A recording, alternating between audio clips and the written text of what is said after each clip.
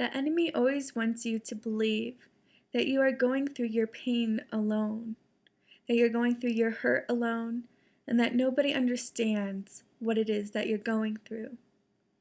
I know this quite too familiar, because growing up I thought God was far from me. I thought He had forgotten me, because the one person who brought me to church was the same person who told me that I was never wanted. It was hard to believe that a loving Father loved me when I felt like my own mother didn't love me. I didn't understand how God was loving when I didn't feel that love in the home. Growing up Catholic, I thought I knew God, but I thought He was far from me because I didn't understand Jesus and I didn't understand how to have a relationship with Him.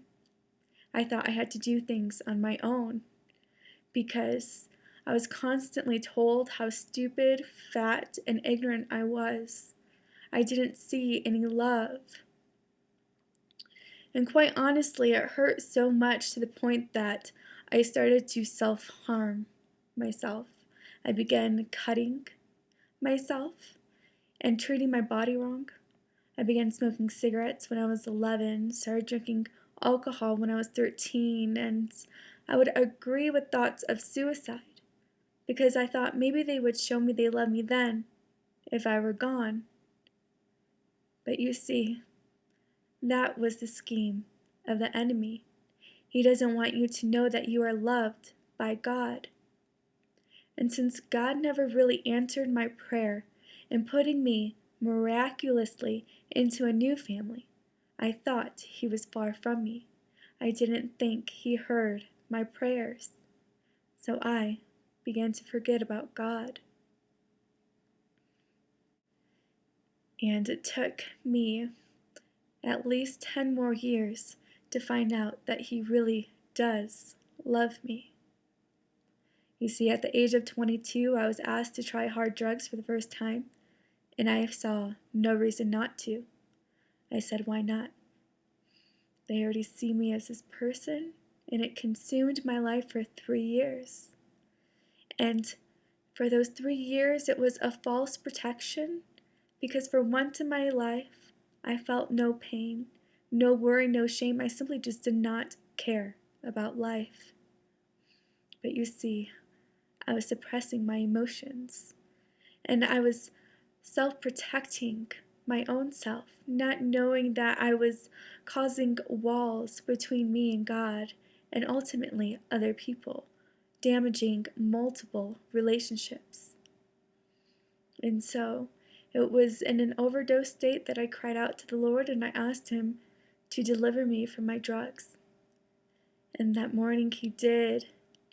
And then I saw signs of Las Vegas, and I said, God, if this is from You, I won't get a flat tire. And I drove from Michigan to Las Vegas in 5 days, and I did not get a flat tire.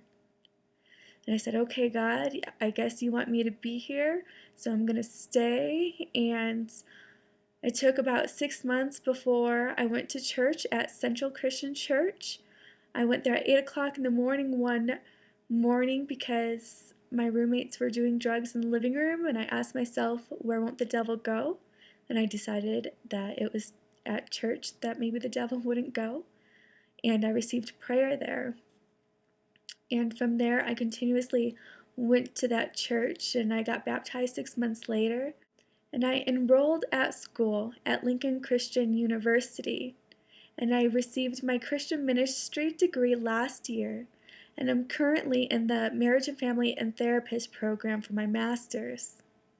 You see, God, He's constantly doing something new. He constantly wants to let us know that change is possible, that we don't have to stay that old creature.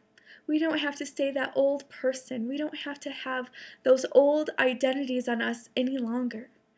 One of the verses that stuck with me was Matthew 6:33, that to seek God with your full heart and all of His righteousness, and everything else would be added onto you.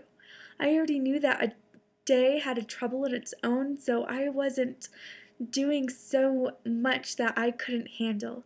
I needed God to come into my life because I knew I couldn't do life on my own. I knew that I did everything my way, and it led me to the bottom of the pit. It led me in drugs and addiction. It led me in anger and bitterness. It led me to despair. It led me to broken relationships. I was sick and tired of doing things for the enemy, and I needed to do something for myself. I needed to see if God was real, and I needed to see if change was possible. And God, He's constantly making something new. And today He wants to make a new heart in you, that if you are ready, just have an expectancy that He is able and capable. For God does not run out of His supply, that He is more and sufficient enough in His grace, and He is not a favorite of persons. He will give you everything that you need.